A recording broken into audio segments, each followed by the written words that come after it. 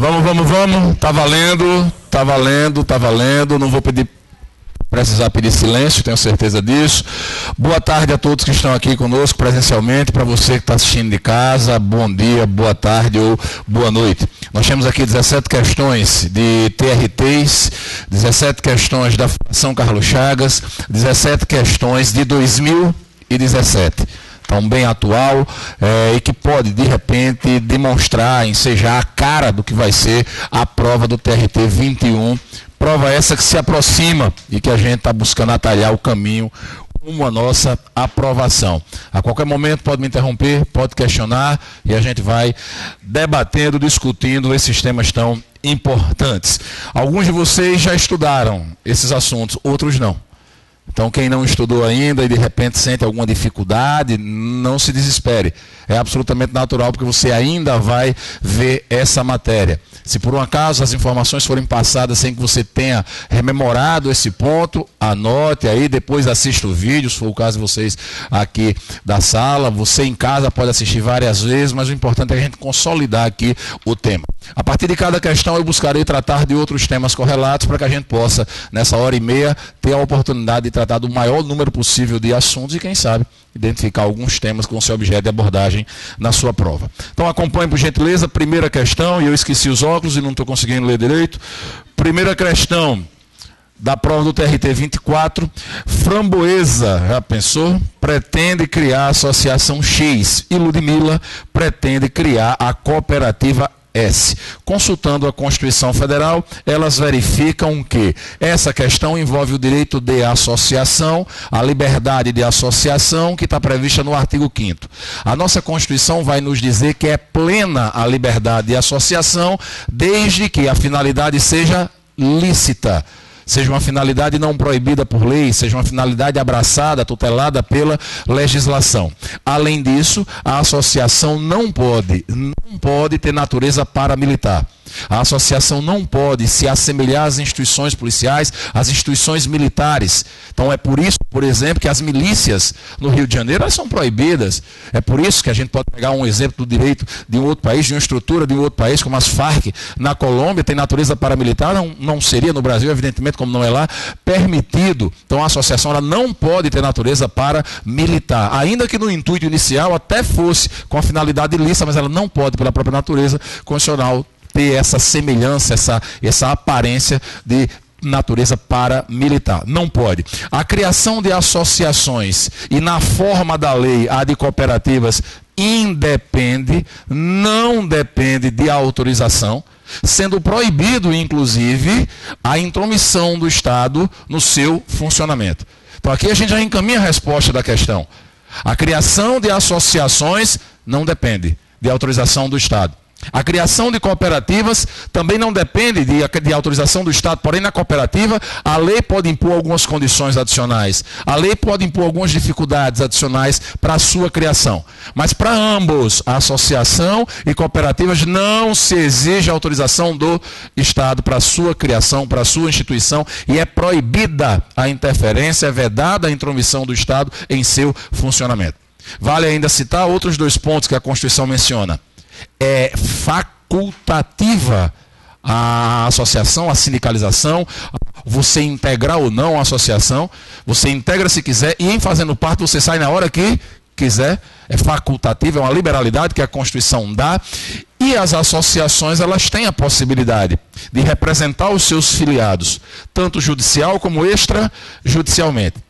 Porém, para essa representação, se faz necessária a autorização expressa dos associados. Aproveitando a oportunidade, isso é uma regra, no direito de representação é assim que a coisa funciona. A associação ela precisaria de autorização dos associados para ingressar, por exemplo, com ações judiciais, porém, uma das ações judiciais que cai na nossa prova foge um pouquinho dessa regra. O mandado de segurança coletivo, ele possibilita o ingresso por parte da associação, que tem essa legitimidade, para mover sem necessidade de autorização dos associados, sem necessidade de autorização expressa dos associados, bastando para tanto que os atos constitutivos da associação, que o seu estatuto, que as suas normas de organização, assim, já preveja essa possibilidade. É o que em direito processual civil chamam de substituição processual, onde nesses casos de substituição processual é dispensada a autorização expressa dos associados. Mas, na nossa prova para o TRT, isso vale também para o TRF, eu sei que muitos aqui vão fazer concurso do TRF, só vai dizer que não se exige autorização quando a questão expressamente mencionar mandado de segurança coletiva. Porque nas condições normais de temperatura e pressão, o que vale é a associação, desde que expressamente autorizada, tem legitimidade para representar seus filiados judicial e extrajudicialmente. Então, ideia geral da liberdade de associação vista. Vamos aqui para a alternativa correta, não vai precisar comentar cada uma, a gente pode ir direto. Por favor, quem já localizou, me diga aí só para facilitar a vida. Letra A. A criação de associações e, na forma da lei, a de cooperativas, independem de autorização, sendo vedada, sendo proibida a interferência estatal em seu funcionamento. A alternativa correta da primeira questão, letra A. Aproveitando o ensejo, existe no inciso 16 do artigo 5º um direito chamado de direito de reunião, que se assemelha em parte com a liberdade de associação, só que o direito de reunião, ele é passageiro, ele é efêmero. O direito de associação, ele é duradouro. No direito de associação, na liberdade de associação, pessoas, sejam elas físicas ou jurídicas, se juntam com o objetivo perene de determinar, de proteger, de tutelar um determinado bem jurídico, um interesse qualquer. Na liberdade ou no direito de reunião, as pessoas também se juntam, fisicamente, inclusive, com um determinado objetivo, com uma determinada intenção. A diferença é, sobretudo, o fato do direito de reunião ser passageiro, enquanto que o direito de associação ele é duradouro. Sobre o direito de reunião, que é muito comum a Fundação Carlos Chagas cobrar, ele é exercido em locais abertos ao público, praças, ruas, por exemplo, tem que ser pacífico, tem que ser sem armas, não pode frustrar uma outra reunião que tenha sido convocada anteriormente para o mesmo local, não se exige a autorização do Estado. A única coisa que a legislação estabelece, além do preenchimento desses requisitos que eu acabei de mencionar, é que se faça uma comunicação com antecedência, uma comunicação prévia. É isso que está previsto no artigo 5º, inciso 16. No âmbito jurisprudencial, o que eles podem cobrar em relação a isso é que o Supremo entendeu que a marcha da maconha é direito de reunião, que tem como finalidade maior a manifestação de pensamento.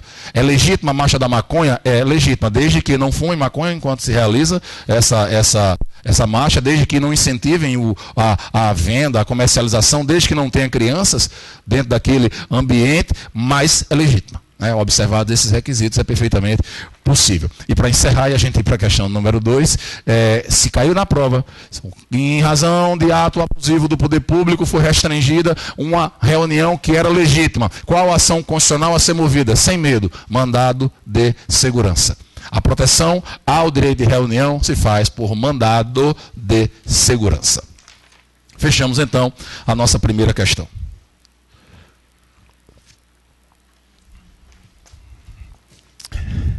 Quem porventura daqui da sala não copiar tudo, vai ser disponibilizado o link dessa nossa aula no site do IAP Cursos, e aí você vai poder assistir novamente, aí anota sem problema algum. Segunda questão, Silmara, é isso mesmo? Brasileira naturalizada, verificou a Constituição Federal Brasileira a respeito de possível extradição de brasileiro naturalizado. Assim, constatou que, dentre os direitos e deveres individuais e coletivos, está previsto que, quando se falar em direitos e deveres individuais e coletivos, se a gente quiser transformar isso num artigo, você transforma no artigo 5º. O capítulo dos direitos e deveres individuais e coletivos é exatamente o artigo 5º, com o seu caput, que tem lá os 5 direitos básicos, essenciais, vida, liberdade, igualdade, segurança e propriedade, com os seus 78 incisos e com mais 4 parágrafos. É um artigo muito grande, com grande chance de ser cobrado na nossa prova. Pois bem, esse artigo 5º, ele dispõe, dentre outros assuntos, sobre a extradição. O que é a extradição? A extradição é quando alguém comete um crime num país X e foge para o Brasil. Esse país X descobre que esse cara está aqui, pede ao Brasil a extradição desse sujeito. Vejam, o cara cometeu um crime no país X veio para o Brasil. Como esse país X não pode vir para cá, pegar o fulano amarrado pelo pescoço e leva para lá, esse país pede ao Brasil a extradição. Observem que é um procedimento de natureza bilateral, necessariamente bilateral, onde um país requer ao Brasil, essa é a extradição passiva, que é a que cai na nossa prova, é a que é pedida ao Brasil, e o Brasil vai analisar se é o caso ou não de aceitar esse pedido. Quem julga o pedido de extradição feito por Estado estrangeiro é o Supremo Tribunal Federal, é o STF que vai julgar o pedido de extradição. Porém, em sendo deferido o pedido de extradição, a canetada extraditando, quem dá não é o Supremo. Quem extradita é o presidente da República. Repito, julgamento feito pelo Supremo, o ato extradicional, todavia, feito pelo presidente da República. O Supremo, ao apreciar o pedido de extradição, vai levar em consideração vários fatores. Alguns fatores previstos na Constituição Federal, outros fatores previstos na legislação infraconstitucional, inclusive no próprio regimento interno do Supremo Tribunal Federal. O Supremo vai ver, por exemplo, se o crime cometido aqui no país X também é crime no Brasil. O Supremo vai ver, por exemplo, se o cara já foi punido aqui pelo crime cometido, se esse crime já prescreveu. O Supremo vai analisar uma série de fatores. Antes de qualquer coisa, na verdade, o Supremo vai verificar se existe um tratado ou um acordo entre o Brasil e o país solicitante, porque se não tiver um tratado, não tiver um acordo, não vai vingar esse pedido de extradição. Agora, além disso tudo, e como tema prioritário sobre extradição na nossa prova, o que mais temos que saber é quem pode ser extraditado. Esse é o ponto mais cobrado sobre extradição na nossa prova. Quem pode ser extraditado? Via de regra, quem pode ser extraditado é o estrangeiro. Via de regra, quem vai ser extraditado é o estrangeiro. Se bem que a Constituição Federal vai nos dizer que não é possível extradição de estrangeiro por crimes políticos ou crimes de opinião. Então o cara cometeu um crime político lá, tentou dar um golpe de Estado, não conseguiu, fugiu para o Brasil. O outro país vai e pede a extradição desse cara. O Brasil não pode extraditá-lo, porque ele cometeu um crime político. Crime de opinião, o cara esculhambou. Imagina aí, o cara foi lá para os Estados Unidos e esculhambou o Trump. Cometeu o crime de calúnia, por exemplo. Fugiu para o Brasil. O Brasil não pode extraditar, porque o crime que ele cometeu foi um crime de opinião. Então, por crime político e crime de opinião, o Brasil não pode extraditar estrangeiros. Não pode. Vedação expressa prevista no artigo 5º, inciso 52. E aí vem a pergunta que envolve essa questão. E o brasileiro, ele pode ser extraditado? Doutoras e doutores, eu vou dizer aqui, não tenham medo. Eu sei que falar em extremos é meio complicado numa prova objetiva, mas esse é um extremo que você pode falar, pode vir e levar para a sua prova. Nenhum brasileiro nato pode ser extraditado. Brasileiro nato não pode ser extraditado, não tem exceção. Brasileiro nato não pode ser extraditado e não tem exceção. Se o cara é brasileiro nato, ele não pode ser extraditado. Então quer dizer que se um brasileiro nato cometeu um crime no exterior, conseguir botar o pezinho dele dentro do Brasil, ele está livre da extradição? Está. Ele não está livre da punição, porque ele pode ser punido aqui por um crime cometido no exterior. Mas extraditado ele não vai ser. Não há possibilidade de um brasileiro nato ser extraditado. Já o brasileiro naturalizado pode. Existem duas possibilidades de extradição de brasileiro naturalizado. Duas possibilidades. Ambas previstas no inciso 51, artigo 5º da Constituição. A primeira possibilidade é quando ele cometeu um crime antes de se naturalizar. Ora, quando ele cometeu o crime, ele ainda era estrangeiro. Ele cometeu o crime antes de se tornar brasileiro. Essa é a primeira hipótese. E existe uma segunda hipótese que não interessa o momento em que ele cometeu o crime. Pode ter sido antes ou ter sido depois. O brasileiro naturalizado pode ser extraditado se ele se envolver com tráfico ilícito de entorpecentes e drogas afins na forma da lei. Então, por tráfico de drogas, um brasileiro pode ser extraditado, brasileiro naturalizado, mesmo que ele tenha cometido o crime após a naturalização. É o único, viu gente? É o único delito que permite a extradição de brasileiro naturalizado por crime cometido após a naturalização. O único delito, tráfico ilícito de entorpecentes e drogas afins. Com base nessa informação, a gente chega à resposta da questão.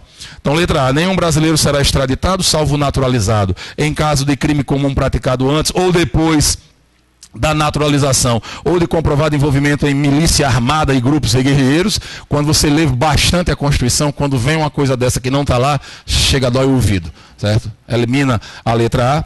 Letra B, a extradição de qualquer brasileiro, seja ele naturalizado ou nato, nem continue, porque brasileiro nato não pode ser extraditado. Letra C, a extradição de qualquer brasileiro, seja ele naturalizado ou nato, Nem continue. Letra D. Nenhum brasileiro será extraditado, salvo o naturalizado, em caso de crime comum praticado antes da naturalização ou de comprovado envolvimento em tráfico ilícito de entorpecentes e drogas afins da forma da lei. Ctrl+C, Ctrl+V. Artigo 5º, 51, essa é a alternativa a ser marcada, letra D de dado da questão número 2. Letra E, a extradição de qualquer brasileiro, seja ele naturalizado ou não, nem continue. Deixa eu falar de um caso concreto que gerou discussões no meio jurídico, que pode ser objeto de cobrança na nossa prova. Primeiro, eu preciso que vocês saibam que brasileiro, seja ele nato ou naturalizado, pode perder a nacionalidade brasileira. O brasileiro naturalizado pode perder em duas situações. O brasileiro nato pode perder apenas em uma. O brasileiro naturalizado pode perder a nacionalidade por uma sentença judicial que cancele a sua naturalização, porque ele porventura se envolveu com alguma atividade nociva ao interesse nacional. E ele pode perder numa segunda hipótese, que é a mesma do nato. Via de regra, na teoria pura, via de regra, um brasileiro, seja ele nato ou naturalizado, que adquira uma outra nacionalidade, ele perde a brasileira, a não ser que preencha alguma das exceções previstas na Constituição. Só que as exceções, na prática, elas são tão grandes que na prática elas se tornam uma regra, o que de fato permite que você tenha mais de uma nacionalidade. Então, gente, teoricamente, se eu sou brasileiro naturalizado ou nato e adquiro uma outra nacionalidade, eu perco a brasileira, a não ser que eu tenha adquirido essa outra nacionalidade por duas razões, por uma ou por outra. Primeira razão, por reconhecimento de nacionalidade originária pela lei estrangeira, coisa do tipo, eu descobri que meu avô é italiano, aí vou estudar a legislação italiana e vejo que a Itália adota o jus sanguinis e que eu posso requerer à Itália que reconheça que eu sou nacional de lá, porque sou neto de alguém de lá. A Itália vai lá e reconhece. Eu adquiro uma outra? Adquiro. Pela regra geral, eu perderia a brasileira. Nesse caso, não perco, porque entra na exceção. Na prática, eu fico com as duas, com a dupla nacionalidade. E uma segunda exceção. Quando eu estiver no exterior e houver uma imposição da lei estrangeira como condição para que eu permaneça lá, ou para algum exercício de direito civil, para que eu tenha que adquirir a nacionalidade de lá, eu não perco a brasileira. Exemplo, estou morando hipoteticamente na Finlândia, e lá na Finlândia a legislação diz que nenhum estrangeiro pode morar por mais de 3 anos seguidos lá. E eu estou prestes a completar os 3 anos, e eu quero continuar morando lá. Só que a legislação diz, para você continuar morando aqui, você vai ter que se naturalizar finlandês. Me naturalizo finlandês, perco a brasileira? Perco não, porque entra na exceção, eu fico com as duas. Um outro exemplo, jogador de futebol jogando na Europa, para poder exercer direitos lá, na cidadania europeia, ele teria que adquirir a nacionalidade de lá. Sem adquirir, ele não conseguiria exercer esses direitos. Aí ele vai lá e adquire. O que eles chamam lá de cidadania, que a gente chama de nacionalidade, adquire lá essa nacionalidade desse país, ele vai perder a brasileira? Não. Então, na prática, gente, um brasileiro nato, ele só vai perder a nacionalidade quando ele adquire uma outra, sem preencher uma dessas exceções. Pois bem, uma jovem brasileira, morando nos Estados Unidos, detentora do green card, casada com um norte-americano, resolveu se naturalizar norte-americano, jurando a bandeira norte-americana, abdicando de qualquer outra, deixando o Brasil ao Deus dará, né, sob a ótica do coração, enfim, e ela não precisava. Não havia razões que justificassem a aquisição da nacionalidade norte-americana. O marido dela morre, ela veio para o Brasil, brasileira nata, viu? Veio para o Brasil, é aberto um procedimento de perda da nacionalidade dela, porque ela adquiriu uma outra nacionalidade sem preencher as exceções que a Constituição estabelece. A Justiça norte-americana identifica com a polícia norte-americana que ela supostamente matou o marido, e aí o que é que os Estados Unidos fazem? Pedem a extradição dela. Brasileiro nato pode ser extraditado? Não. Só que foi aberto um procedimento administrativo no Ministério da Justiça para perda da nacionalidade dela. E foi isso que aconteceu. O Ministério da Justiça declarou a perda da nacionalidade dela. O Supremo Tribunal Federal confirmou a perda da nacionalidade dela e deferiu o pedido de extradição. Então observem que o Supremo não deferiu um pedido de extradição de uma brasileira nata. Antes ela perdeu a nacionalidade. Então na cronologia ela perdeu a nacionalidade para depois ser deferido o pedido de extradição. Por isso que nós mantemos a fala sem medo. Nenhum brasileiro nato pode ser extraditado. Ah, e essa mulher? Não, ela deixou de ser brasileira. E aí sim, em sendo não brasileira, em sendo estrangeira, ela pode perder, pode ter deferido o pedido de extradição. Opa!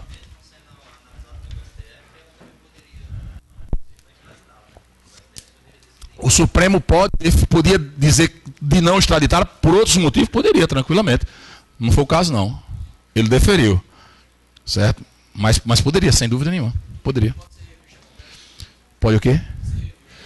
Isso pode ser revista a extradição a qualquer tempo. Isso vai ser objeto de discussão agora, inclusive no caso Batiste. Vamos ver o que é que o Supremo decide sobre isso. Jurisprudência do Supremo tem sido analisada de semana a semana. Tá? Então fica até difícil a gente emitir a opinião em razão dessas mudanças que a gente tem tido. Em relação aos concursos do TRF e do TRT, publicação do edital estabilizou legislação e jurisprudência. Então, pelo amor de Deus, não assistam mais televisão, não vejam mais notícias jurídicas, não vejam mais nada que não seja a sua prova. Não vai cair nenhuma emenda constitucional nova, além da 96, que foi a última. Não vai cair nenhuma legislação nova, além do que foi publicado e entrou em vigor até a data da publicação do nosso edital. Então esqueça o resto, foque no que já está posto agora. Questão de número 3.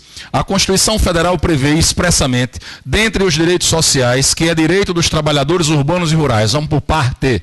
Direitos sociais a gente encontra no 2º capítulo do título dos direitos e garantias fundamentais. Esse capítulo dos direitos sociais vai do artigo 6º até o artigo 11. Do 6º ao 11. No 6º, os direitos sociais gerais, saúde, segurança, lazer, trabalho. Aí cuidado com 3 deles. Moradia, alimentação e transporte, porque foram inseridos por emendas constitucionais. Cuidado com esses 3. O artigo 7º eu diria que é o artigo mais importante quando o tema é direitos sociais. Se você só tiver 5 minutos para estudar direitos sociais, estuda o artigo 7º. Ele lista direitos sociais dos trabalhadores urbanos e trabalhadores rurais. Em qualquer prova, o artigo 7º ele é prioritário, sobretudo numa prova para a justiça do trabalho. Então ele ganha importância tanto em direito constitucional como em direito do trabalho. Nos dois. Então o artigo 7º lista de forma exemplificativa direitos sociais trabalhistas. Considere ainda que os direitos sociais, assim como os direitos econômicos e os direitos culturais, entram no rol dos direitos de segunda geração. A primeira geração são os direitos de proteção do indivíduo frente ao arbítrio estatal, os direitos de liberdade, vida, a proteção à intimidade, à propriedade, são direitos de primeira geração, de primeira dimensão. Num outro momento surgiram os direitos de segunda geração, e aí vem um bizu, processo mnemônico, em inglês. Segundo, sociais, econômicos e culturais. São direitos de segunda geração, sociais, econômicos e culturais. Depois vieram de terceira geração, já quem fala em quarta e quinta gerações, mas não vem ao caso agora. Então, direitos sociais trabalhistas dos trabalhadores urbanos e trabalhadores rurais, lá no artigo 7º, e fazem parte dos direitos de segunda geração. Quando forem estudar, tem um olhar todo especial para o parágrafo único do artigo 7º. Por que razão? Porque no parágrafo único do artigo 7º a gente vai identificar quais os direitos trabalhistas que são extensíveis aos empregados domésticos. Nem todo direito dos trabalhadores em geral vale para o doméstico. Ah, Cis, mas não teve a PEC dos domésticos que alargou? Teve, mas o alargar não foi ampliar 100%. Existem alguns direitos trabalhistas que não valem, não são estendidos ao empregado doméstico. Tem que ter cuidado com isso. Adicional de periculosidade, insalubridade, penosidade, por exemplo, não foi estendido para o empregado doméstico. Proteção do trabalho da mulher, não foi estendido para o empregado doméstico. Piso salarial, não foi estendido para o empregado doméstico. Então, alguns dos direitos sociais lá do artigo 7º não foram estendidos para o empregado doméstico. Outros foram, a gente tem que ter o cuidado com isso. Pois bem, a questão de número 3 envolve exatamente esse artigo 7º, vai estar a resposta em um dos seus incisos. A Constituição Federal prevê, expressamente, dentre os direitos sociais, que é direito dos trabalhadores urbanos e rurais. É algo que está expresso na Constituição. Pode, de repente, ter alguma alternativa que seja verdadeira por outra norma, por outra lei, algo do tipo, nem sei se é o caso, aqui. Mas o que ela quer é algo que esteja expressamente previsto na Constituição. Domingo agora, hoje é dia 4 de outubro, domingo, dia 2 de outubro, teve prova para agente penitenciário do Ceará. Outra banca organizadora, mas que a OCP, em 3 questões de direito constitucional e direitos humanos, ela pediu no enunciado, conforme disposição expressa da Constituição. E uma das questões envolveu direitos sociais. E em uma dessas questões tinha como alternativa que a licença gestante é de 180 dias. em uma das alternativas, a licença gestante de 180 dias. De fato, na prática, a licença gestante pode chegar a 180 dias, mas de forma expressa a Constituição fala em 120. Então tomem cuidado com isso, tomem cuidado com isso. Aqui é mais ou menos a mesma coisa, ele quer algo que esteja expresso no texto constitucional. Letra A, redução do salário proporcional à diminuição do trabalho limitada em 10%, não existe isso. A B também não, letra C nem vou repetir. Letra D, irredutibilidade do salário, salvo disposto em acordo coletivo, sendo vedada a convenção coletiva estipular qualquer tipo de redução salarial, não há essa vedação, ao contrário. Aí vem a alternativa correta, letra E, irredutibilidade do salário, salvo disposto em convenção ou acordo coletivo. Letra E é a alternativa correta. Nessa história de conforme disposição expressa do texto constitucional, cuidado também na relação santo-milagre. Identificar, já que a gente está num período, inclusive, de canonização de uma ruma de santo daqui do Estado, vamos aproveitar essa oportunidade. Relação adequada entre o milagre e o santo correto. Entre o milagre e o santo correto. Onde é que eu estou querendo chegar? Vocês vão entrar no TRT, vocês vão entrar no TRF. Vocês terão direito anualmente a 30 dias de férias? E por que o medo? Sim, vocês terão direito a 30 dias de férias. Tem gente que vai fazer o concurso só por causa das férias. Tem gente, não, eu preciso ter férias, tal. Então, vai ter direito a 30 dias de férias? Sim, é um direito? Redundante. É um direito? Está previsto na Constituição? Não. A Constituição, no artigo 7º, assegura o direito às férias anuais remuneradas com pelo menos um terço a mais do que a remuneração normal, mas em nenhum momento faz menção à quantidade de dias. Em nenhum momento a Constituição, no artigo 7º, faz menção à quantidade de dias. Semelhante à licença paternidade, aí entra o ADCT. A licença gestante, de forma expressa no texto constitucional, 120 dias. Pode ser prorrogada por mais 60 nos termos da lei que criou a empresa cidadã, o programa fiscal da empresa cidadã. Já a licença paternidade, o texto constitucional no artigo 7º não diz a quantidade de dias. Nós, pais, fomos esquecidos pelo Constituinte. Ele fala apenas licença paternidade na forma da lei. Aí a lei é quem vai dizer se são 5 dias, 10 dias, 20 dias, 100 dias, enfim, a lei é quem vai estabelecer. Lá no final da Constituição, que não cai na nossa prova, tem um artigo dizendo que enquanto não vier lei regulamentando, a licença paternidade será de 5 dias. Mas no artigo 7º mesmo, não há menção à quantidade de dias da licença paternidade. Sigamos, pois, questão de número 4. A Constituição Federal de 88 prevê expressamente uma série de disposições normativas trabalhistas que, segundo a doutrina, pode ser considerada como patamar mínimo civilizatório do trabalhador. Chique, viu isso? Entre outros direitos trabalhistas, a Constituição Federal de 88 prevê expressamente, isso aqui é CC, viu? O direito, letra A, ao adicional de sobreaviso e de prontidão e a redução dos riscos inerentes ao trabalho por meio de normas de saúde, higiene e segurança. A primeira parte você não vai encontrar no texto da Constituição. Letra B, ao adicional de horas extras e observância da proporcionalidade para a contratação de empregado estrangeiro. Em nenhum momento o artigo 7 faz menção à contratação de estrangeiros. A gente até vai mencionar a contratação, na verdade, o acesso de estrangeiro a cargos públicos no artigo 37, que cai na prova. E existe, viu? Estrangeiro pode ingressar nas carreiras públicas brasileiras na forma da lei. A lei vai dizer em que termos, a lei vai dizer como é que essa coisa vai acontecer. Mas há possibilidade, sim, mencionada na Constituição, mas no artigo 37, não há referência alguma no capítulo dos direitos sociais. Seguindo, letra C, ao seguro-desemprego em caso de desemprego voluntário ou não, involuntário, e gozo de intervalo para refeição e descanso na forma da lei. Não há essa menção no texto constitucional. Muito provavelmente você vai encontrar algo parecido a isso na legislação trabalhista infra, mas no texto constitucional, não.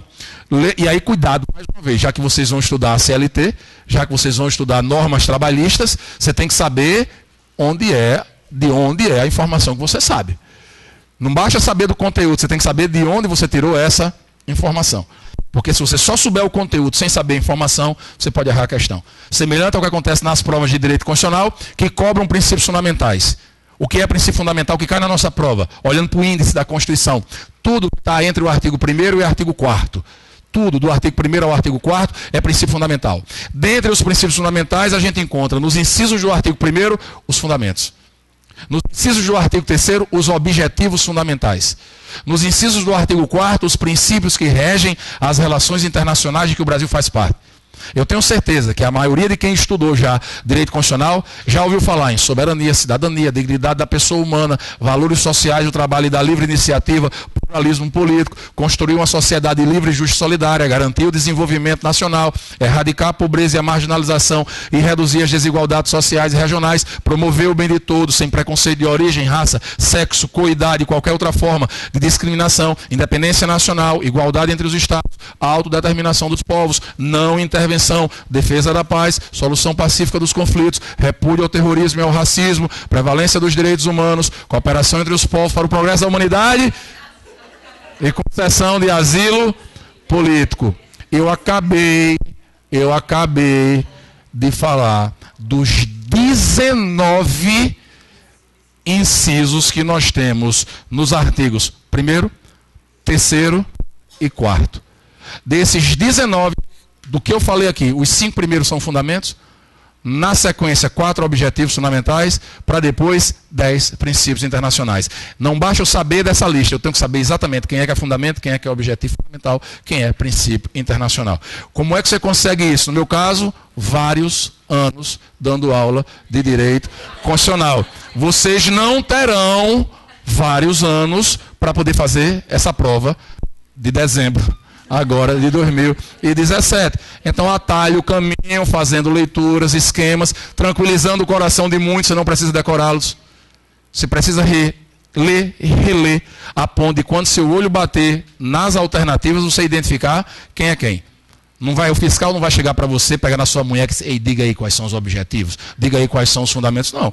A questão vai lhe dar as alternativas. E aí você vai saber identificar quem é quem na hora do jogo. E essas questões são do rol das questões fáceis, tá?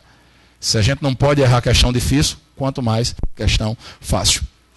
Me ajude, que eu não sei mais onde eu estou, não. Letra D da 4. A proteção do mercado de trabalho da mulher, mediante incentivos específicos nos termos da lei e ao aviso prévio proporcional ao tempo de serviço, sendo no mínimo de 30 dias, conforme previsão legal, ok? Ok, essa alternativa está na Constituição como direito social. Deixa eu ler a letra E, eu queria voltar para a letra D para comentar algo. Letra E, ao intervalo intrajornada e interjornada. Não há essa menção na Constituição. Bom, pode ter na CLT, pode ter em outras normas, mas na Constituição, não. Voltemos à letra D. Eu quero falar da letra D de duas coisas. A primeira delas envolve proteção do mercado de trabalho da mulher mediante incentivos específicos nos termos da lei. O que é isso? Isso é uma ação afirmativa. A ação afirmativa é uma política pública para diminuir desigualdade. A ação afirmativa é uma política pública para diminuir desigualdade. Então, se você tem, lembra que a Constituição é do dia 5 de outubro de 88. Se você tem um segmento profissional, onde a infinita maioria dos trabalhadores é do sexo masculino, é natural que venha alguma lei dando incentivo aos empresários a contratarem mulheres. Seria mais ou menos essa a ideia, para fazer valer essa ação afirmativa. E a segunda coisa que eu quero falar sobre essa figura aqui, sobre essa história de proteção do trabalho do mercado de trabalho da mulher mediante incentivos específicos, é que isso não foi estendido ao empregado doméstico. E não foi estendido ao empregado doméstico por uma razão óbvia. A maioria dos domésticos no Brasil já são do sexo feminino. Já é. Bom, eu falo às vezes errado só para que vocês façam uma avaliação de português. Vai cair na prova de vocês. Tudo isso faz parte de um contexto, um combinado que eu tenho com os professores de português agora. Falar nisso, eu recebi hoje no WhatsApp uma mulher dizendo que os professores do Nordeste já não são quase analfabetos, igual os alunos, não sei o quê. Não sei se vocês viram. Ah, é, né? Aí ela disse que nem todo mundo tem esse privilégio. Aí eu acho que ela está no rol desse pessoal. Ela não teve o privilégio, não, aqui. Vamos lá, seguindo então. E a outra parte, aviso prévio proporcional ao tempo de serviço, sendo no mínimo de 30 dias, conforme previsão legal. Pode cair na nossa prova como direito social e pode cair na nossa prova quanto à aplicabilidade das normas constitucionais, se bem que isso não está no edital para técnico, mas é melhor sobrar positivamente do que faltar. O aviso prévio proporcional ao tempo de serviço é uma norma de eficácia limitada. Porque para saber dessa proporcionalidade, você tem que saber o que precisa de uma lei para dizer como é que a coisa vai acontecer. Porém, ele ser de no mínimo 30 dias é de eficácia plena. Na pior das hipóteses, se não tiver lei, os 30 dias estão garantidos. Se não tiver lei, os 30 dias estão garantidos. Mas para ser mais de 30 dias, precisa de lei. Já existe a lei, tá? A lei já define que no primeiro ano de vínculo trabalhista são 30 dias. Cada ano que ultrapasse, 3 dias. Até o limite de 60 dias, que somados aos 30 chegam até 90 dias. E aí, pessoal, para encerrar esse tópico, vocês sabem que o aviso prévio pode chegar, você de casa também sabe, que o aviso prévio pode chegar no máximo 90 dias. Não é verdade? É sim? É certo? É verdade ou não? É, sem medo. Isso não está na Constituição. O que está na Constituição é o mínimo de 30 dias. Então, se cair na sua prova, conforme disposição expressa da Constituição, o aviso prévio pode chegar a 90 dias, sendo no mínimo de 30, isso é falso. Não é falso pelo conteúdo, não. É falso pela origem. O local onde isso está previsto. O que a Constituição estabelece é que é proporcional ao tempo de serviço no mínimo de 30 dias. Em nenhum momento a Constituição faz referência ao máximo.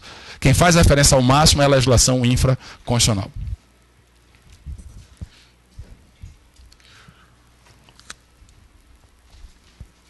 Questão de número 5.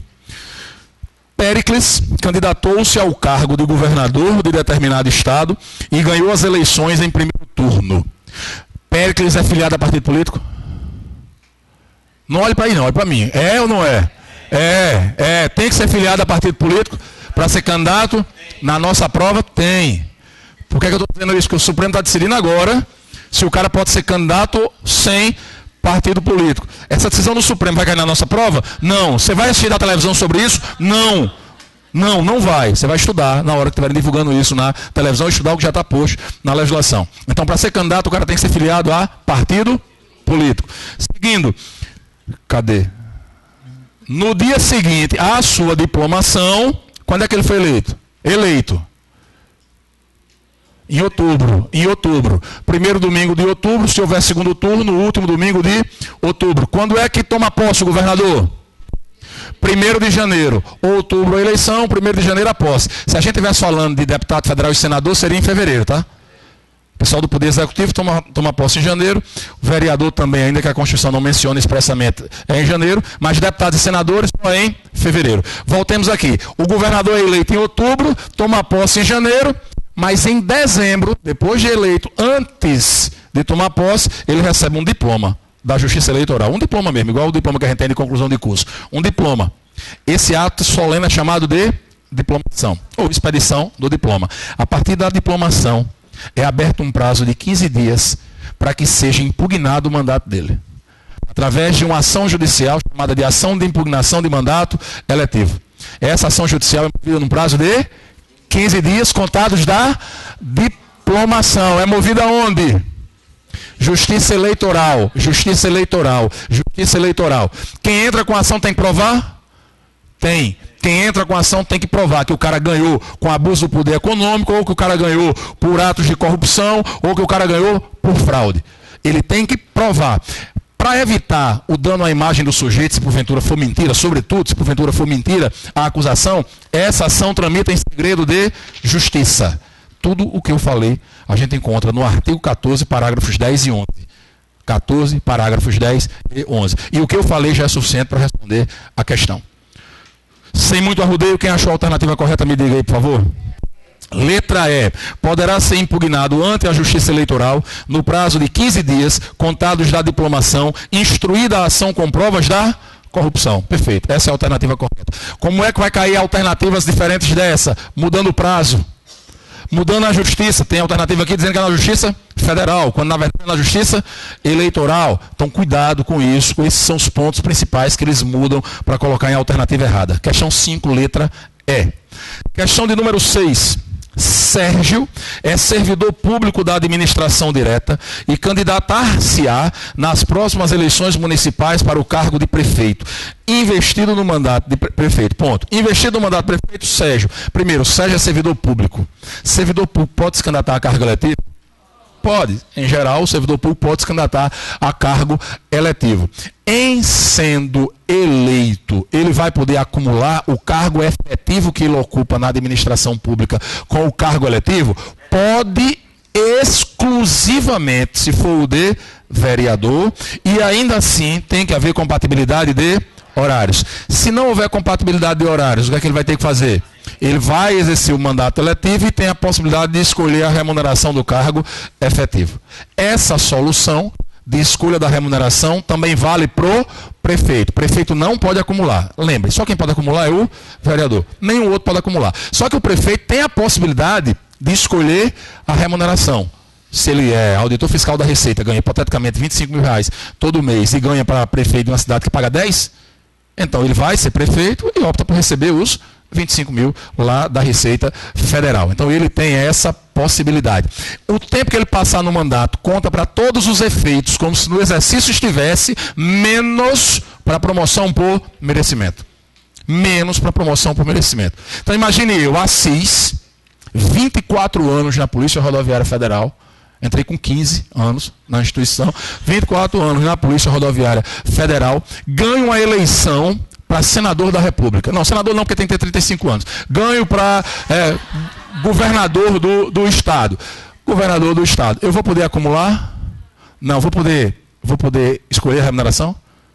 Nem tem porque, né? O governador deve ganhar mais do que um policial rodoviário federal. Mas mesmo que fosse o inverso, eu não poderia optar. O único que pode optar é o prefeito e o vereador. Vou atuar como governador. Faltam, vamos inventar aqui, eu já estou com 26 anos, não estou não, mas para facilitar a conta matemática. O policial se aposenta com 30. Eu já estou com 26. Vou ser governador. Passo 4 anos como governador. Completo o tempo para minha aposentadoria?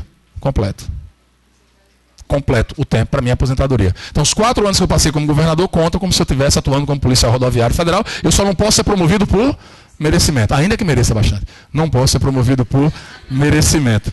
É assim que funciona. Vamos lá, simbora. Letra A. Então, Sérgio, servidor público, prefeito. Letra A. Será afastado do seu cargo, emprego ou função, sendo-lhe facultado optar pela sua remuneração. Seu tempo de serviço será contado para todos os efeitos legais, inclusive, para a promoção por merecimento. O erro está no inclusive, exceto. Letra B. Perceberá as vantagens de seu cargo, emprego ou função, havendo compatibilidade de horário, sem prejuízo da remuneração do cargo eletivo. Não. E não havendo compatibilidade, ele é prefeito, né? Não, mas prefeito não pode receber os dois, não pode exercer os dois, não. Isso aqui estaria certo se fosse vereador. Letra C. Não será afastado do seu cargo, nem continue. Será afastado. Letra D. Será afastado do seu cargo, emprego ou função, sendo-lhe facultado optar pela sua remuneração, e seu tempo de serviço será contado para todos os efeitos legais, exceto para a promoção por merecimento. Letra D é a alternativa correta. 38 é o artigo da Constituição que trata disso, tá? 38 é o artigo da Constituição que trata desse tema. Letra E. Será afastado do seu cargo, emprego ou função, sendo vedado optar pela sua remuneração. Já está resolvido. Vamos embora agora tratar da questão de número 7.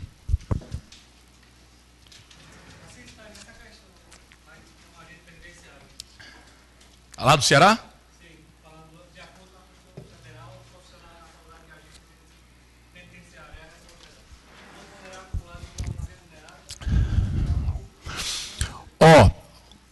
A referência ao colega à prova de agente penitenciário lá do Ceará. Não é propriamente essa questão, esse tema do artigo 38. Essa questão é do artigo 37, inciso 16, que é muito cobrado. Vamos aproveitar a oportunidade de falar disso aí. Amigas e amigos, a regra é a impossibilidade de acumulação remunerada de cargos públicos. A regra é que você só ocupe um cargo. Excepcionalmente, todavia, o 3716 traz 3 exceções. Excepcionalmente, 3 casos. Quais são os 3 casos? Primeiro, 2 cargos de professor. Segundo, 1 cargo de professor com técnico ou científico. Agente penitenciário não entra no conselho técnico ou científico. E o outro são 2 profissionais da saúde com profissões regulamentadas. Acabou-se. Qualquer outro fora disso aí não pode acumular. Daí a razão da resposta da prova. A questão de ser professor com dedicação exclusiva, mais uma vez, fonte da informação. Não é a Constituição que soluciona isso. No máximo que a Constituição usa, com outra expressão, tem que haver compatibilidade de horários. São dois pré-requisitos. Tem que haver compatibilidade de horários. E se porventura, aí não é mais pré-requisito, né? Se porventura for possível a acumulação, na hora que somar as duas remunerações, tem que respeitar o teto. É o que está escrito na Constituição, viu? Se na prática não é assim, se há gente com decisões judiciais favoráveis, é outra coisa.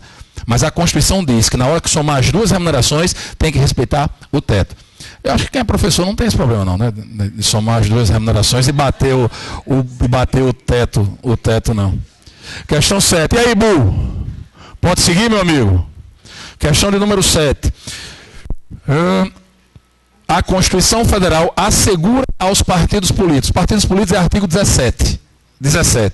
Letra A. Recursos do fundo partidário limitado a 5 vezes a participação do partido político no Congresso Nacional, bem como o acesso oneroso ao rádio e à televisão. A Constituição assegura acesso ao fundo partidário, que é dinheiro, propriamente, mas não menciona qual é o valor. A lei é quem vai dispor sobre isso. Não. A lei é quem vai dizer isso. Depende da sua participação, é fato. O valor vai variar de acordo com a quantidade de parlamentares que ele tem. Isso é um fator. Mas veja, isso não está previsto na Constituição. E a segunda coisa é assegurar o acesso gratuito ao rádio e à TV. Então está errada a letra A.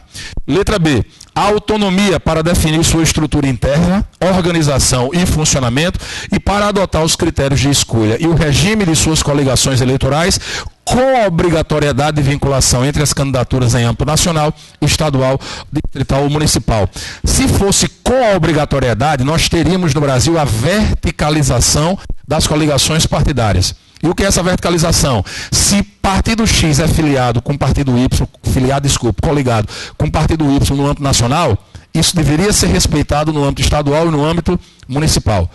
Ao contrário, desde 2006, o texto constitucional do artigo 17, parágrafo 1º, diz que é sem obrigatoriedade de vinculação entre as candidaturas.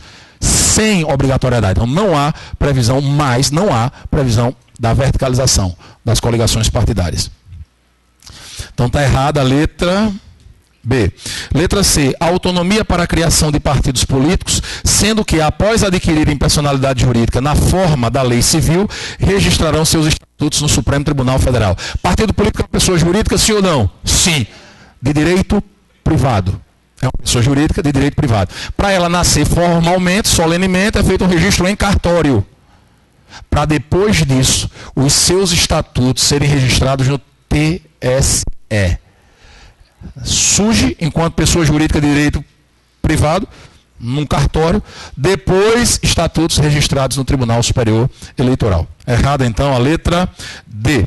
E letra E. É livre a criação, a fusão, a incorporação e a extinção de partidos políticos, resguardados a soberania nacional, o regime democrático, o pluripartidarismo, os direitos fundamentais da pessoa humana, observados preceitos constitucionais, devendo seus estatutos estabelecer normas de disciplina e fidelidade partidária. Perfeito? Essa questão praticamente trouxe todos os assuntos que a gente vê lá no artigo 17 da nossa Constituição. Então está correta a letra E, perfeita, redondinha, questão 7, letra E. Questão de número 8, envolve repartição de competências, tema que impõe necessidade de memorização de muita coisa e que a gente vai atalhando aí nessas semanas que se seguem. O prefeito da pequena metrópole Y está com dúvidas a respeito da competência para estabelecer e implantar política de educação para a segurança no trânsito. Assim, consultando a Constituição Federal, verificou que se trata de competência. Vivemos em um país cujo nome é República Federativa do Brasil. Essa República Federativa do Brasil ela é formada pela união indissolúvel dos estados, municípios e do Distrito Federal. Na hora que a gente junta o artigo 1º com o artigo 18, a gente conclui facilmente que compõe a República Federativa do Brasil 4 entidades federativas, quais sejam União, Estados, municípios e o Distrito Federal.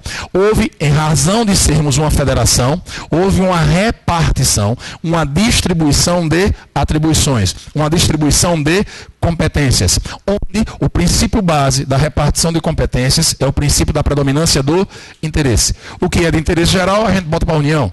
O que é de interesse regional, a gente bota para os estados. O que é de interesse local, a gente joga para os municípios.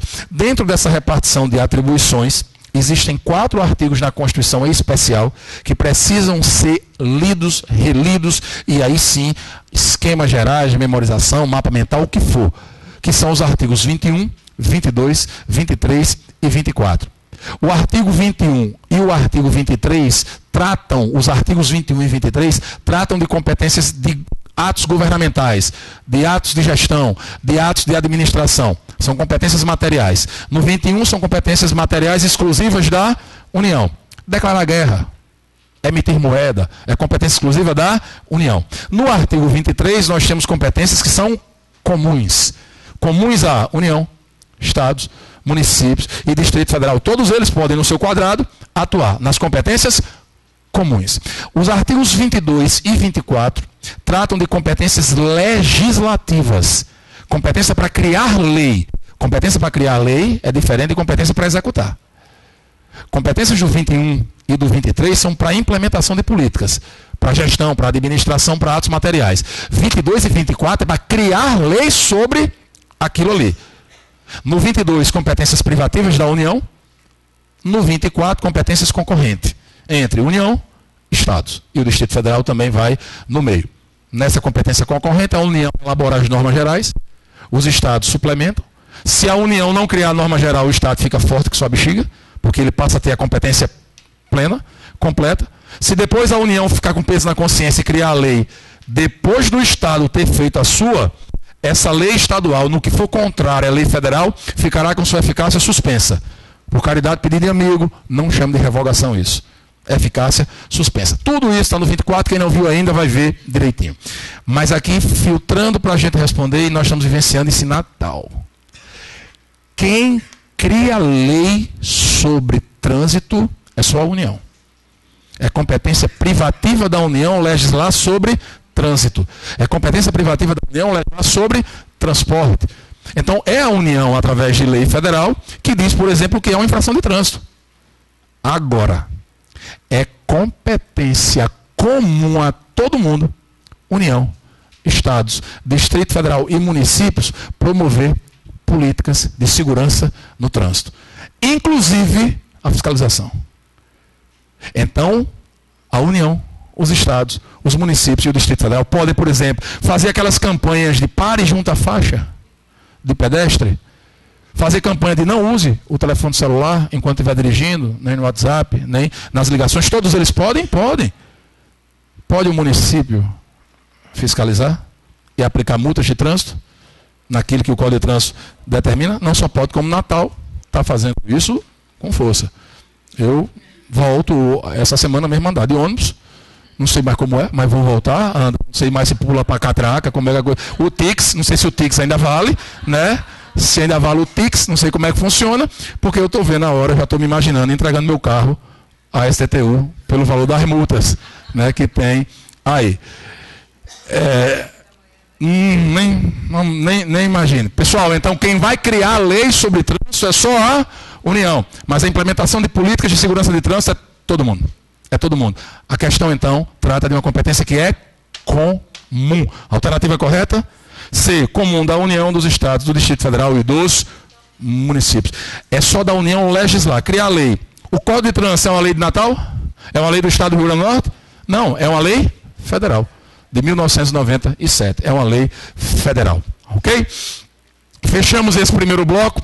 Você, meu amigo de casa, infelizmente não vai poder se deliciar disso. Os demais vão ter esse coração bondoso para comer pipoca. O que? Legislar é privativa. Do 22, privativa. Do 22. Pode ser delegado em pontos específicos por lei complementar. É privativa.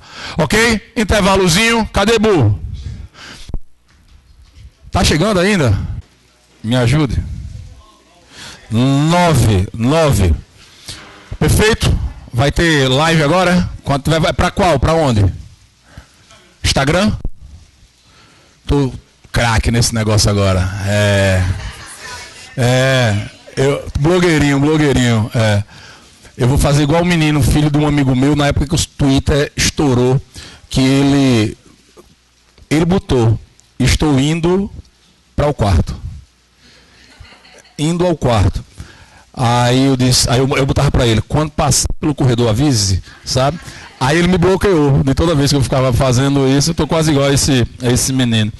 Vamos lá, minha assessoria é minha filha e meu filho, aí tá tudo certo. 9. No tocante à fiscalização contábil, financeira e orçamentária, segundo a Constituição Federal, o controle externo a cargo do Congresso Nacional será exercido com auxílio do Tribunal de Contas da União. O Tribunal encaminhará relatório de suas atividades antes disso. Porém, pessoal aí do Instagram, uma livezinha, um abraço para todos vocês. Simbora estudar, simbora passar. Do capítulo do Poder Legislativo, na nossa prova, na prova de técnico pelo menos, só cai o artigo 70 até o 75. Ou seja, não cai a estrutura básica de formação, nem o processo do Congresso, nem o processo legislativo, nem as atribuições das casas, nada. Cai só a parte que envolve esse controle externo que é feito pelo Congresso Nacional com auxílio do TCU e, além disso, pelos meios de controle interno de cada um dos poderes. O TCU, Tribunal de Contas da União, apesar de ter o nome tribunal, ele não faz parte do Poder Judiciário. Apesar dos seus membros terem as mesmas prerrogativas dos membros do STJ, inclusive sob a ótica remuneratória, ele não faz parte do Poder Judiciário. O Tribunal de Contas da União é um órgão vinculado ao Poder Legislativo.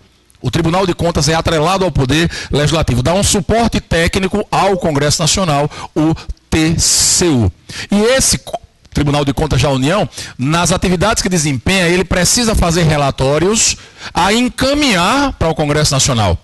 E esses relatórios têm frequência trimestral e anual. Trimestral e anual. Esse é o tipo de informação que é direta. Não tem arrudeio, não tem o que fazer, não tem muito o que discutir. Está previsto objetivamente no texto constitucional e acabou. Se alguém lhe perguntar por quê? Porque está lá. Por que é trimestral? Por que é anual? Porque sim. Está escrito lá e acabou-se. Todo estudo que você faça na parte normativa, como é o caso do texto da Constituição, quando envolver números, quando envolver prazos, tenha cuidado. Tenha cuidado porque a Fundação Carlos Chagas gosta disso. Envolveu maiorias, tenha cuidado. No Poder Judiciário tem muito daquela história de maioria absoluta e 2/3. O que é por maioria absoluta? O que é por maioria de 2/3? Por exemplo, por maioria absoluta, aposentadoria compulsória, disponibilidade, remoção contra a vontade do cara, tudo é por maioria absoluta. O que é maioria de 2/3? Recusa da promoção do juiz por antiguidade, é por 2/3. Elaboração de súmulas vinculantes é por 2/3. Ao não aceitar um recurso extraordinário, porque falta repercussão geral, 2/3. Então cria esses mapas, bota na sua geladeira. Bote na tela da televisão, para você não ter que nem ligar a televisão para olhar. Bote no banheiro. O que é que você faz todos os dias, rotineiramente? Qual é o local que você olha necessariamente todos os dias? Ponha lá. Se você abre sua carteira todo dia, tem gente que não abre. Abre umas 5 vezes por mês. Só faça alguma coisa para você repetidas vezes encontrar essas informações. Maiorias é um exemplo. Chame pessoas e diga a ela. Peça para as pessoas lhe perguntarem. Fazer igual a meu menino, a mãe fazia comigo. Eu morri, vem cá que eu vou lhe perguntar.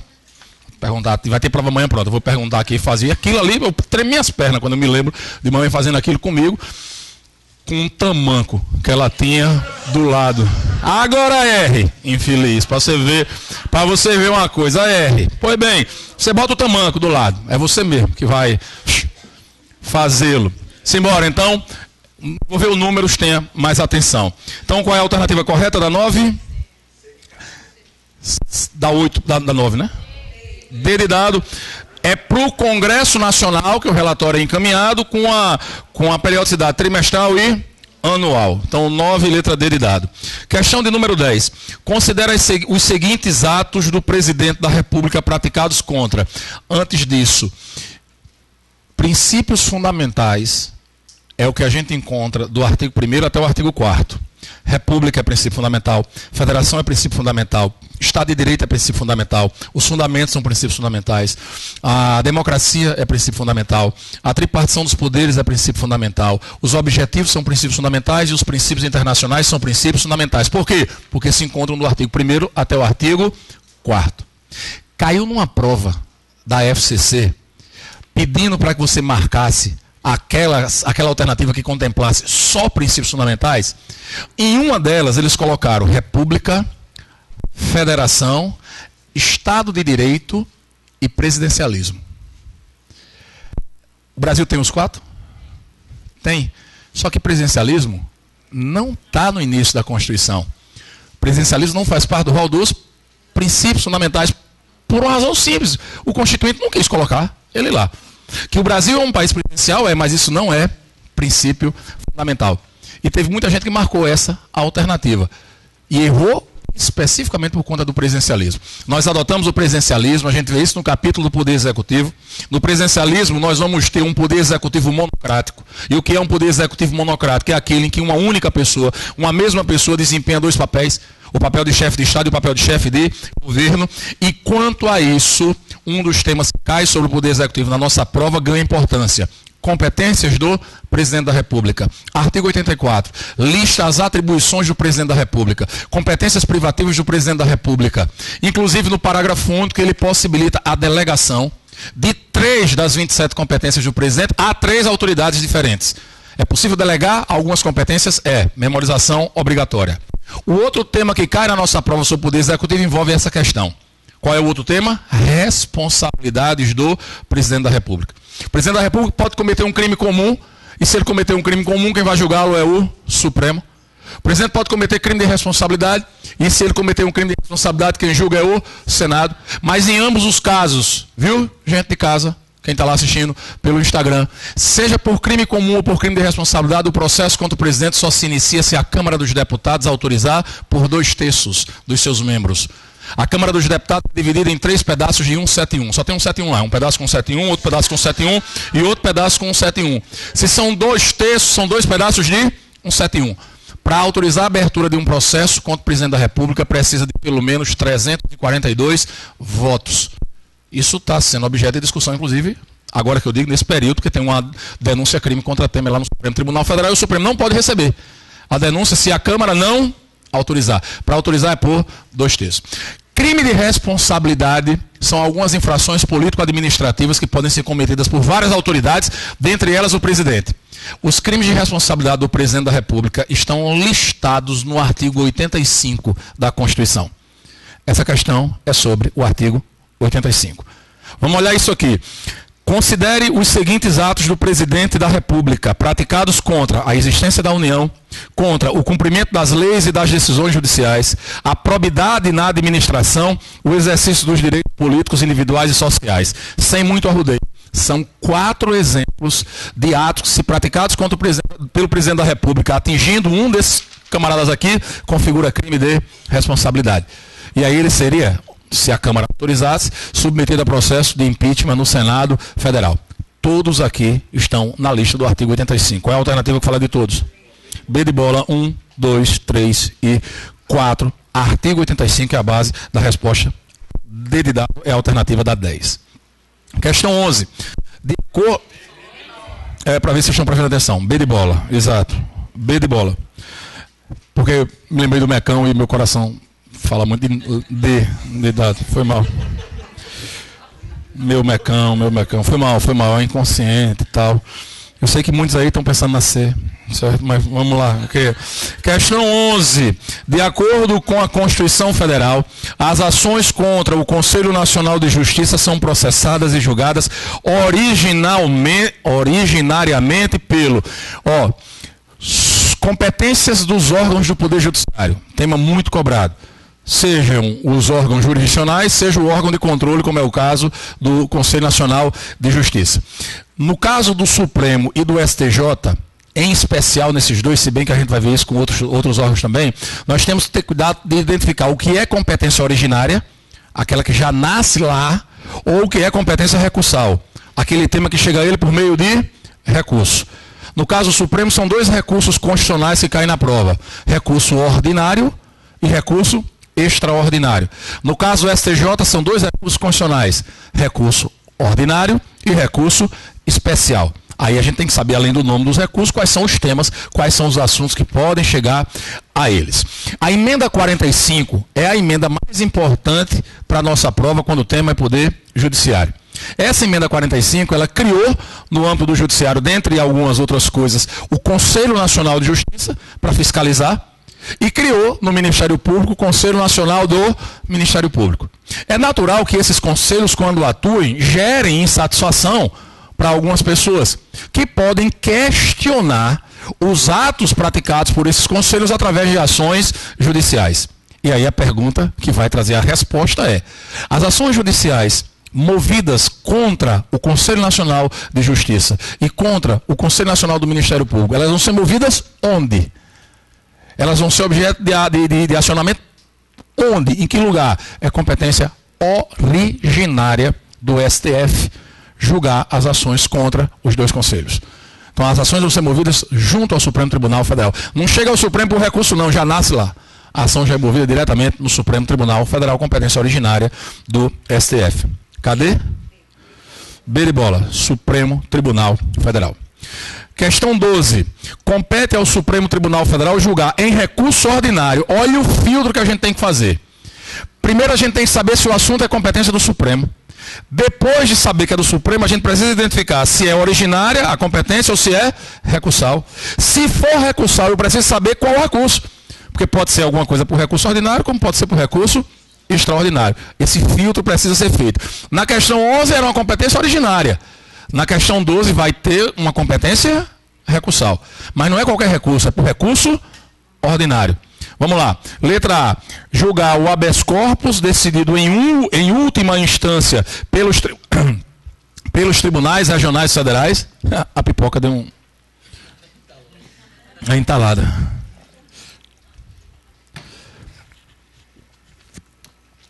Sem muito arrudeio. O Supremo julga por recurso ordinário 4 remédios constitucionais que tenham sido denegados nos tribunais superiores nas suas competências originárias. O STJ está julgando o mandado de segurança na sua competência originária. Negou o mandado de segurança, recurso ordinário para o Supremo Tribunal Federal. O TSE está julgando o habeas corpus na sua competência originária. Negou o habeas corpus, recorre-se ordinariamente para o Supremo Tribunal Federal. E a segunda competência é julgar o crime político. Quem julga o crime político originariamente é um juiz federal. Lá vizinha vocês. Vizinha vocês que eu digo que vai fazer o TRT. Quem vai fazer o TRF é lá mesmo. Lá mesmo. Então o juiz federal é quem julga. Da decisão que ele tomar no crime político, um crime contra a segurança nacional, recurso ordinário para o Supremo. Olha o pulo que dá. Recurso ordinário para o Supremo Tribunal Federal. Qual é a alternativa? Não sei não. Qual é a alternativa? C, crime político. Ei, você que está nos assistindo, né, na live aí do Instagram, meu abraço, pessoal todo aqui também está desejando sucesso para você, né? Sério mesmo, vamos desejar sucesso para o pessoal. Grande abraço, fiquem com Deus e até a próxima. Sigam nossas redes sociais. Vejam o próximo Happy Hour com o meu amigo professor Mourão. Tá? Letra C, estou gostando desse negócio. 12, letra C, crime político. Questão de número 13. De acordo com a Constituição Federal, para os juízes que farão parte da composição dos tribunais regionais do trabalho, a idade para ser do TRT. Quantos desembargadores, quantos juízes, vamos pelo texto constitucional, quantos juízes integram o TRT? No mínimo 7, no mínimo 7, pelo menos 7. Um quinto deles vem dos advogados e membros do Ministério Público do Trabalho com mais de 10 anos de atividade. O restante, juízes do trabalho que sobem por antiguidade e por merecimento. Eles devem ter mais de...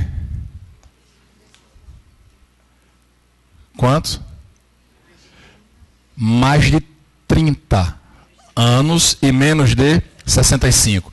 Cuidado, viu? É mais de 30. Mais de 30 anos e menos de 65. Mais de 30. Pessoal do TRT, dos TRFs, é mais de 30, menos de 65. Qual é a alternativa? Letra A. É requisito limitador, uma vez que deverão ter mais de 30 e menos de 65 anos. Está correta a letra A. Ó, TRT, acima do TRT, quem está? O TST. Quantos tem o TST? 30, 100, 3. TST. 30, 100, 3, são 27. Um quinto vem de onde? Advogados e membros do Ministério Público do Trabalho. A história do quinto constitucional. O resto vem de onde? Dos TRTs. O resto vem dos TRTs. Mas atenção, por caridade, pedido de amigo. Só pode subir do TRT para o TST aqueles que chegaram ao TRT vindo da magistratura de carreira. O que significa dizer que se um cara chegou ao TRT pelo quinto constitucional, ele não pode subir para o TST. Repito. O TST tem 27. Um quinto, advogados e membros do Ministério Público do Trabalho. Obrigado, meu irmão. E os demais vêm de baixo, os TRTs. Só que esses dos TRTs que podem subir, necessariamente são aqueles que chegaram da carreira da magistratura, que foram juízes do trabalho.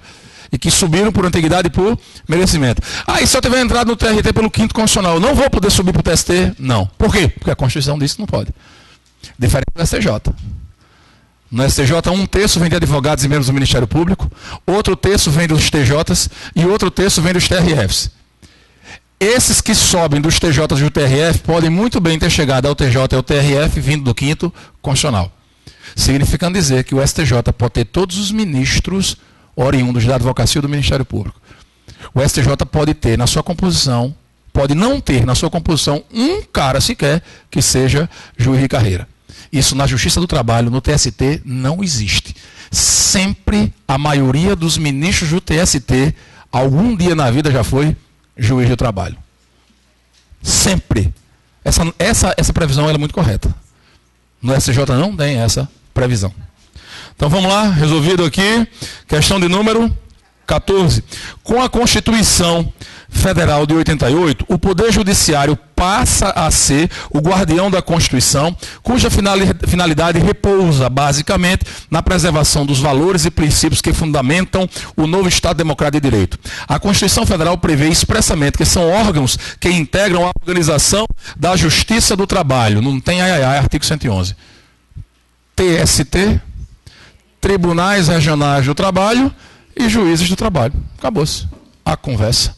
A alternativa que tiver isso a gente marca, que a alternativa é essa, letra C. Tribunal Superior do Trabalho, Tribunais Regionais do Trabalho e Juízes do Trabalho. Acabou-se a conversa, letra C, a 14. Questão 15. Considere os seguintes membros do Supremo Tribunal Federal. Mauro é ministro, é um dos 11.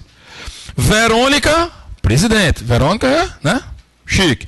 E Lúcio é o vice-presidente do Supremo. Mauro é ministro, Verônica é presidente. É o seguinte, ó, Verônica é presidente, Lúcio é o vice e Mauro é um dos outros. Sim, número, matemática. Não, dos outros, não são 11 ao todo? Dos 11, Verônica é presidente, sobram 10. Lúcio é vice, sobram 9. Então Mauro é um dos 9. Mauro é um dos 9.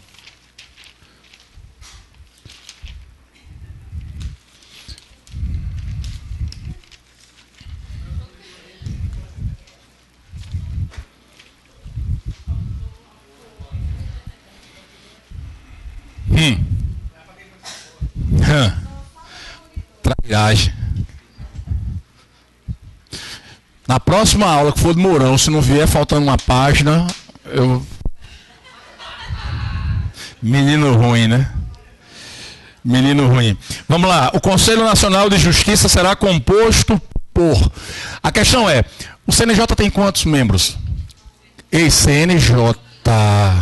estão vendo cinzas, né? CNJ. Quem tem 11 é o Supremo. O CNJ tem 15. Quem é o presidente do CNJ?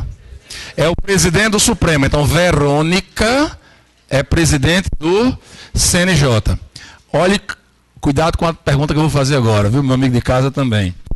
Olhando para a Constituição, analisando o texto do artigo 103B, 103B, que é o que trata do CNJ. Quem é o vice-presidente do CNJ? A Constituição não faz menção a vice-presidente do CNJ. Na verdade, nas ausências do presidente do Supremo, quem vai atuar como presidente do CNJ é o vice-presidente do Supremo. Quem é? Lúcio. Aí. Lúcio, ele não integra ordinariamente o CNJ, viu? Ele só vai para o CNJ quando o presidente, que é Verônica, não puder. Então é a partir daí que a gente vai responder a questão. Qual é a alternativa correta? Me ajudem aí para otimizar. Letra E, Verônica, que o presidirá, e nas suas ausências e impedimentos, o conselho será presidido por Lúcio. Pronto, acabou-se a conversa. E o outro rapaz lá, como é o nome do outro? Mauro, faz parte? Mauro não faz parte do CNJ. Quem faz parte do CNJ é Verônica. Nas ausências dela, Lúcio, que é o vice, vai lá e toma de conta da bodega. Questão 16. Adalberto tem 55 anos, reputação ilibada, e é advogado bastante conceituado na área do direito do trabalho há 15 anos. Porém, sempre desejou fazer parte do TST, mas sem a intenção de prestar concurso para a magistratura. Adalberto descobriu, ao consultar a Constituição Federal, que há a possibilidade de realizar seu sonho, pois além dos membros oriundos da magistratura de carreira, o TST, observado o disposto na Constituição Federal, é composto por 1/5 STJ. Aqui é STJ? Não. STJ que é um terço.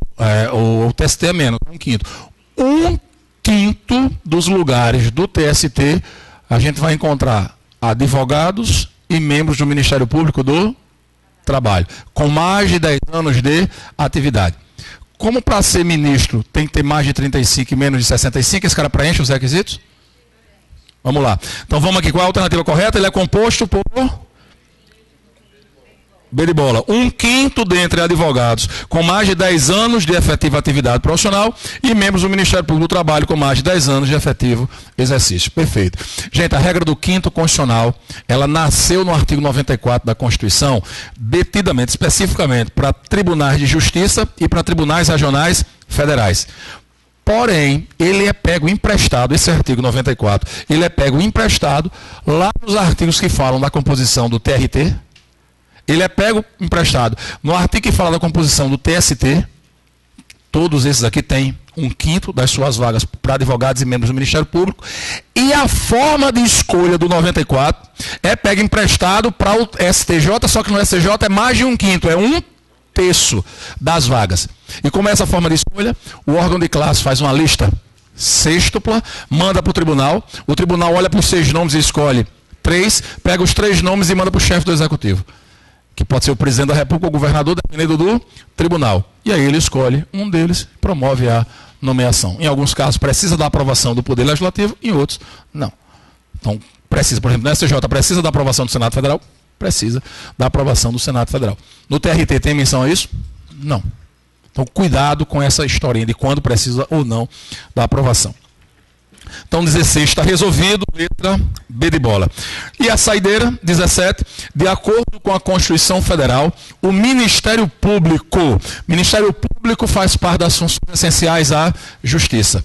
Ele, propositadamente, não foi colocado em nenhum dos 3 poderes, foi colocado fora. Um capítulo que trata também da advocacia pública, da defensoria pública e da própria figura do advogado. O Ministério Público é uma atividade, é um órgão que tem natureza permanente, função essencial jurisdicional do Estado, tem o intuito, tem o objetivo de proteger direitos individuais indisponíveis, interesses coletivos em geral, e tem em 3 princípios a sua base maior, que são a unidade, a indivisibilidade e a independência funcional. São princípios norteadores da atuação do parquê, do Ministério Público. Então, letra A, é instituição permanente? Com os seguintes princípios institucionais: unidade, indivisibilidade e independência funcional. Essa é a alternativa correta, mas vamos comentar as outras. B, possui autonomia funcional, não havendo autonomia administrativa em razão da sua subordinação ao Poder Executivo. Ao contrário, ele tem autonomia administrativa e não é subordinado a nenhum dos 3 poderes. Letra C, possui autonomia funcional, não havendo autonomia administrativa em razão, mesma coisa, está errada. Letra D, elaborará sua proposta orçamentária dentro dos limites estabelecidos na lei orgânica da magistratura. Não. Ele elabora a sua proposta orçamentária dentro dos limites previstos na lei de diretrizes orçamentárias, certo? Nada a ver com lei orgânica da magistratura, não. E letra E, elaborará sua proposta orçamentária dentro dos limites estabelecidos no regimento interno do STF, mesma base de resposta. Então, questão 17, a alternativa correta é a letra A. Vocês que estão aqui, meu abraço, você de casa também, tudo de bom, continuem firmes, fortes aí no seu estudo. Fiquem todos com Deus.